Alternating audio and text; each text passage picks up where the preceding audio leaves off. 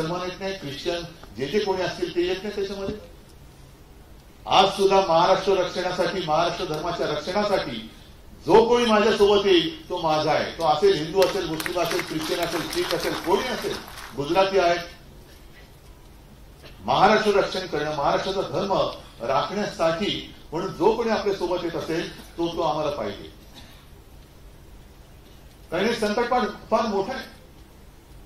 जो एक तुम्ही नवीन महाराष्ट्र घडवण्याची अपेक्षा व्यक्त केली, नवीन महाराष्ट्र घडवण्याची गरजच नाहीये. माझ्या महाराष्ट्राचं जे सुवत्व आहे ते टिकवलं तरी माझा महाराष्ट्र कित्येक पावलाने अनेक इतर बाकीच्यांपेक्षा उडालेला आणि सुधारलेला माझा महाराष्ट्र. ते स्वत्व टिकवा फक्त, बाकी काही नको.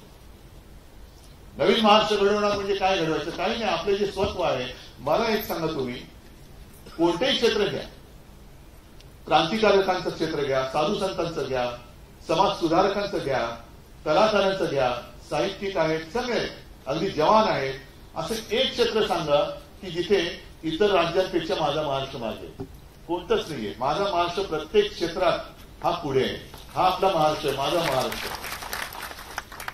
आणि असा महाराष्ट्र प्रत्येक क्षेत्रात पुढे असल्यानंतर काय म्हणून आम्ही या दोन ठगांची गुलामगिरी स्वीकारायची? कोण लागतं तुम्ही आमचे? दुर्दैवाने तुम्ही तिकडे बसलात, आमचंच पाप आहे. कोणी तुम्हाला ओळखत नव्हतं तेव्हा तुम्हाला खांद्यावर बसून आम्ही नेलं, हे आमचं पाप आहे. हे मी जाहीररित्या मला कबूल करावं लागतंय. हे दुर्दैव आहे. पण जेव्हा गरज होती तेव्हा तुम्ही आमचा खांदा वापरला. म्हणजे खांद्याचे दोन्ही अर्थ होतात. तेव्हाही तुम्हाला दिला, आताही तुम्हाला द्यायची इच्छा आहे राजकारणामध्ये. आता सुद्धा आमची इच्छा आहे की राजकारणात तुम्हाला खांदा द्यावा. जनता वाटच बघते. पण ही जी काय मतलबीपणा आहे, हा मतलबीपणा तुमचा लपून नाही राहिलेला. वापरा आणि फेकून द्या. कशासाठी? काय? कोण तुम्ही आहात? कोण? काय म्हणून तुम्हाला देश पाहिजे? आणि देशाची लोकशाही का तुम्हाला संपवायची? जर लोकशाही नसती तर तुम्ही निवडून आला असतात का? आज निवडून आल्यानंतर तुम्ही जी काही लोकशाही खतम करण्याची भाषा करता आहात आणि नवी तशी पावलं टाकता आहात, ही पावलं ही आता लोकांनी ओळखली पाहिजे.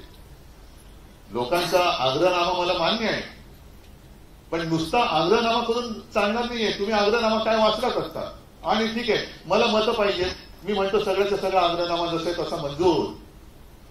पण हा आग्रह जसं जनता आमच्याकडनं धरते तसं जनतेकडे माझा आग्रह आहे की पहिल्या प्रथम हे जे काही सरकार आहे, घटनाबाह्य सरकार आहे, ते तुम्ही घालवा. हा माझा आग्रह तुम्ही मान्य केला तर मी तुमचा आग्रह मान्य करण्याची परिस्थिती करू शकेल ना. एकतर्फी आग्रह होऊच चालत नाहीये. कारण मला काय पाहिजे?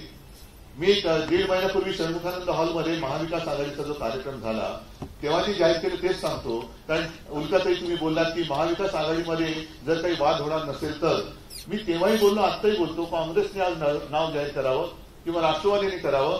काँग्रेस आणि राष्ट्रवादीने एकमत बघावं. मी त्यांच्यापैकी कोणी नाव जाहीर केलं तरी माझा आत्ता पाठिंबा तुमच्या सर्वांच्या साथीने देतो. होऊन दे.